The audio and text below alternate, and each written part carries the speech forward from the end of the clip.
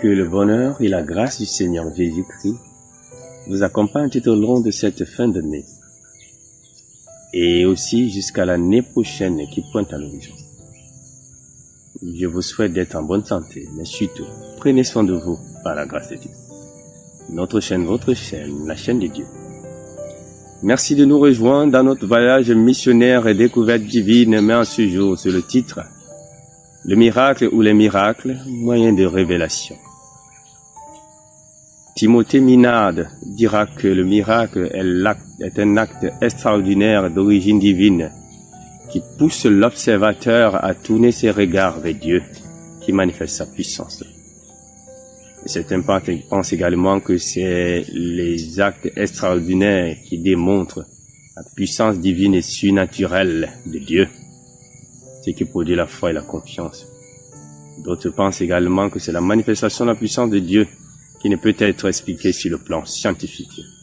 Suite à ces multiples définitions, nous voulons vous plonger dans le livre d'Exode, son chapitre 14, verset 31. Il est écrit: Isaïe vit la main puissante que l'Éternel avait dirigée contre les Égyptiens.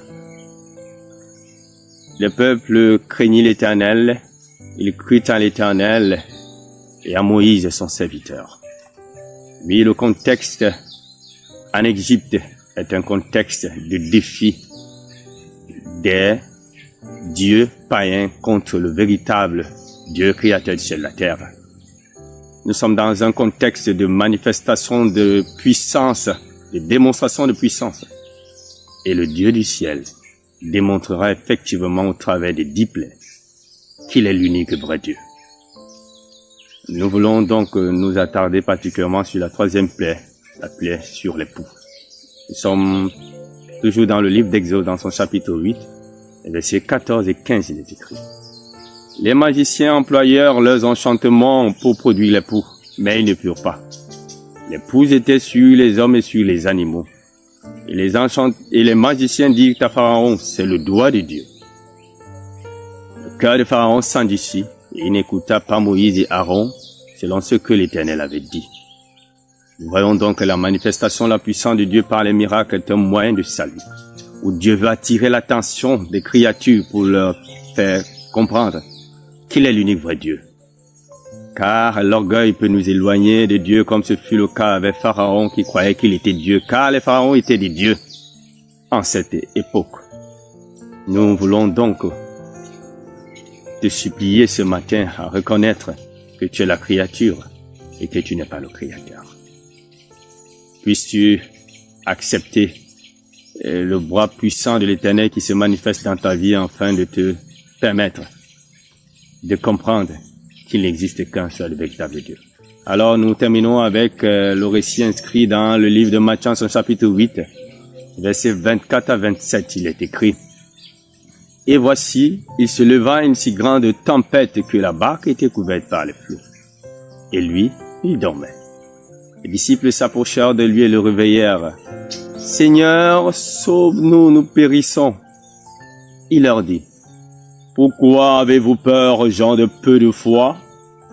Alors il se leva, menaçant les vents et la mer, et il y eut un grand calme. Ces hommes saisis d'étonnement. « Qui est celui-ci, dit-il, à qui obéissent même les vents et la mer ?» Oui, cher ami, toi qui m'écoutes, Jésus réaffirme ici son identité en tant que créateur, car les vents et la mer reconnaissent le créateur.